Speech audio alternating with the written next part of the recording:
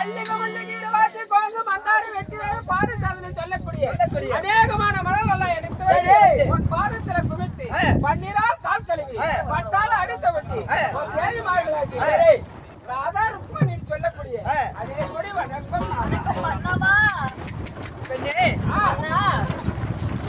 என் பாடுகளை படித்ததனால் என் மனைவி மாறி 8 பேரும் எப்படி இருக்க வேணும் தெரியுமா? அதுக்கு பாட்டு பாடுறதுக்கு டைம் இல்ல. 8 பேரும் 14 பவுனங்களிலும் என்றென்றும் தீர்க்க சுமங்கலியா சுகமாய் வாழ்ந்திருப்பாய் பெண்ணே. அப்படியே நல்லதாகட்டும் தேவி.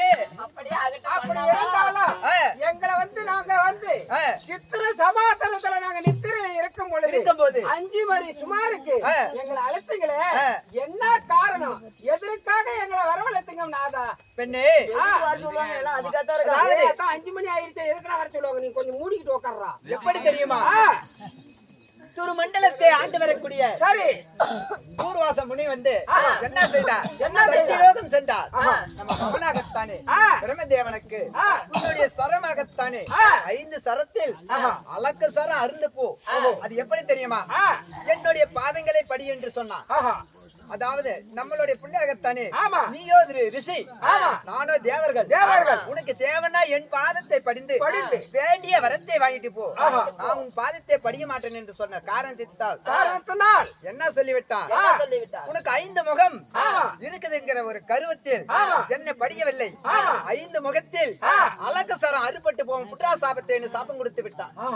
பாதம் பணியாத்தினால இந்த சாபத்தை விளங்கி விட்டார். ஆமா. இப்ப எங்க செல்கின்றான்? வெள்ளங்கிரிய தேடி உன் அண்ணனாகத்தானே முக்கன்றா பரமேஸ்வரனை தேடி போய்கிட்டு இருக்கிறான். கண்டிப்பா அங்கேயும் போய் ஏதோ ஒரு சாபத்தை கொடுப்பான். அங்க கொடுத்துட்டு நம்ம கிட்ட வருவான். ஆனா அவன் பாதத்தை படி சொன்னா பண்ணு தெரியுமா? என்ன சொல்றனோ அது போல 8 மனைவிமாரும் செய்யணும் அப்படிங்கிறா. ஆமா. ஓ அவங்க மாதிரி நம்ம எல்லாம் எக்கத்தாளமா ஏடா கூடமா பேசக்கூடாது. அப்படி பேசினா அந்த முனிவராகிய நமக்கு சாபம் கொடுத்துருவா. கண்டிப்பா. அதனால நீ என்ன சொல்றியோ அதெல்லாம் நாங்க கேட்கணும். கண்டிப்பா செய்யணும். சுவாமி மன்னா காலத்தேன் சற்று நேரம் நம்ம ஆயாசமா இருக்கோம். இருக்கலாங்க. நீ வருமானா எதிர்பார்க்கலாம்.